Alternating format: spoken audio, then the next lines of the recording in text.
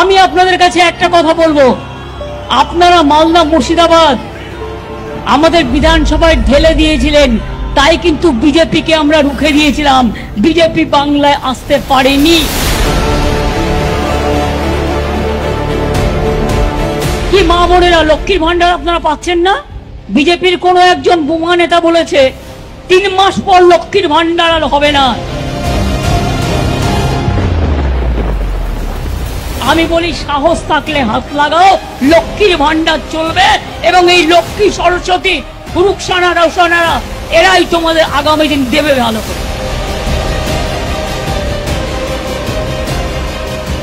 যখন সবাই ভয় পেয়ে পা গুটিয়ে পালাবে, তখন তৃণমূল কংগ্রেস একমাত্র দল নেতৃত্ব দিয়ে ক্ষমতায় নিয়ে আসবে ইন্ডিয়াকে।